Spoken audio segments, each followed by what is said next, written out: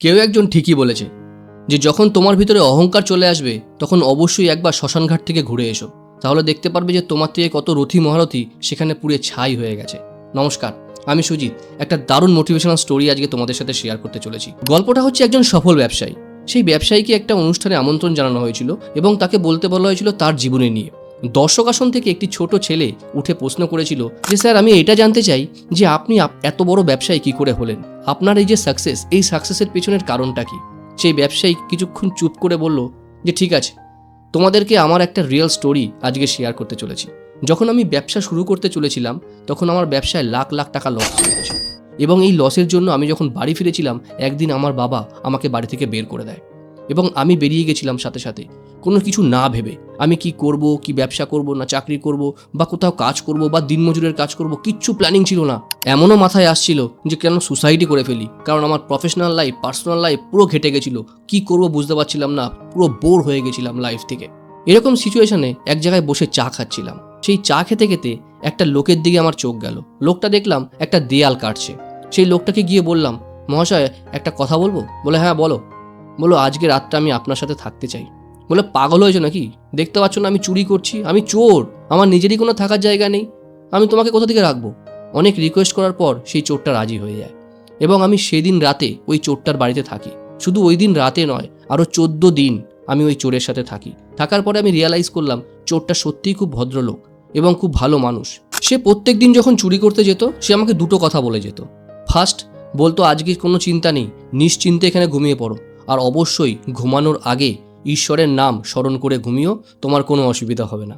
পরের দিন সকালবেলা যখন সে চুরি করে আসতো আমি তখন সবসময়ের জন্য তাকে জিজ্ঞাসা করতাম, কি বস কালকে রাতে কেমন ইনকাম হলো, কেমন কোনো ভালো কিছু ডিল পেলে?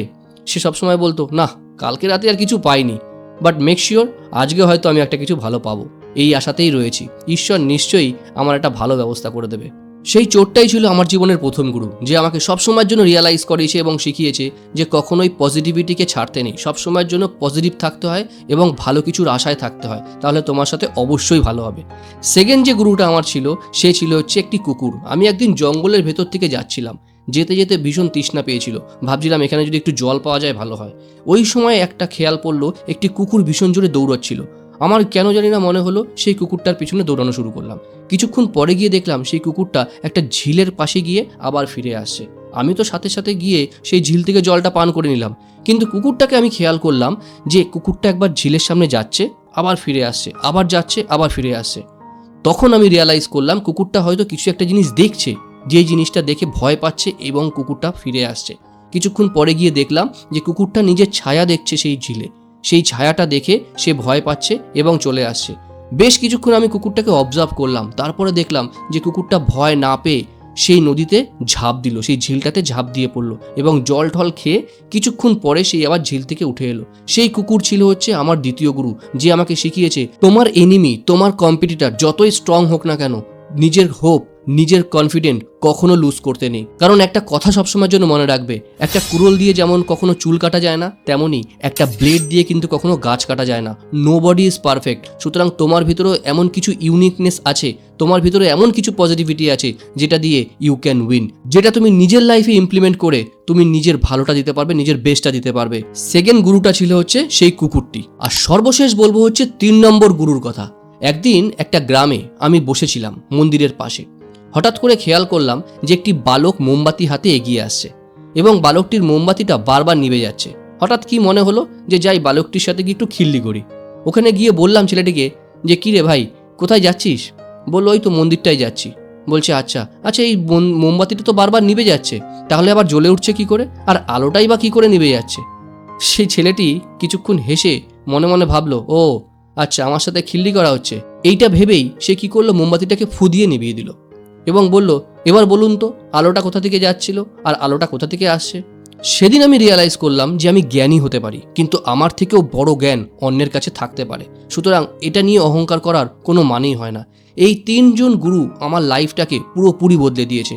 আমি সেই সিচুয়েশান থেকে চলে আসি এবং এসে নতুন করে আমি আমার ব্যবসা শুরু করি, আর আজকে রেজাল্টটা তোমরা সামনে দেখতেই পাচ্ছ। গাইজ, গল্পটা ভীষণ ছোট, কিন্তু গল্পের সারমর্ম আমাদেরকে এটাই শেখায় যে লাইফে 3টে জিনিস সবসময়ের জন্য মনে রাখতে হবে। ফার্স্ট হচ্ছে পজিটিভিটি।